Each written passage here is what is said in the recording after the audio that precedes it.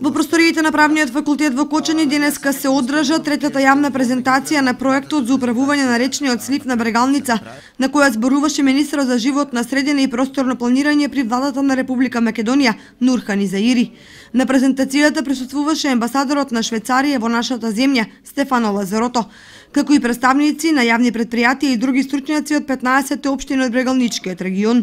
На почетокот во улога на домаќин на презентацијата на присутните им се обрати градоначалникот Ратко Димитровски. Регионот во кој се имплементира овој проект предничи пред другите региони, затоа што со поддршка од швајцарската влада во подолг период се реализираат активности поврзани со водните ресурси и заштитата на околината. Тоа ја нагласува нашата грижа за една од суштинските животни потреби – водата, која со текот на времето станува се подрагоцена и се помалку ја имаме. Така, денеска имавме можност да го промовираме новоизградениот експлоатацијски бунар за вода за пиење во местноста Грдовски Орман за жителите на општината Кочани и Чешиново Блешево. Со него се обезбедуваат нови 30 литри вода во секунда и се овозможува стабилност на системот за водоснабдување и во најкритичните периоди од годината. Реализирајќи ги активностите од проектот за управување со сливот на река Брегалница, општина Кочани постојано работи на решавање на проблемот со водите, било да е питка, било да е геотермална, било да е отпадна атмосферска или фекална, вода за индустријата, вода за населението и ги исполнува сите своји обврски за потребите од водата. Потоа стручњаци од повеќе сфери кои ги опфаќа проектот за управување со сливот на реката Брегалница ги презентираа реализираните активности и ги најавија проектните задачи за наредната и за 2016 година.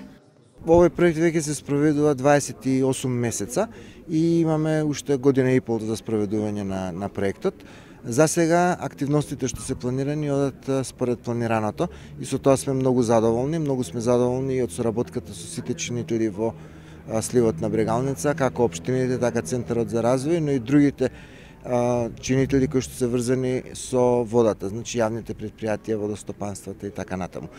Исто така изградивме една добра база за соработка со локалното население, така да локалното население и јавноста е вклучена во сите наши проекти и работи и со тоа сме исто така задоволни.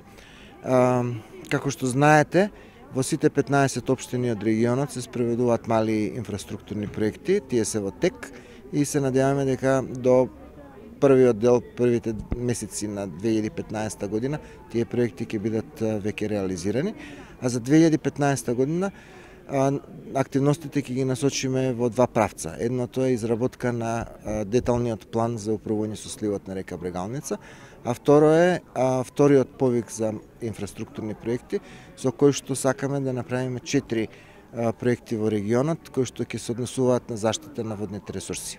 Проектот за управување со речниот слив на Брегалница се спроведува 2 години во 15 општини од регионот, кој ги опфаќа течението на втората по големина река во државата.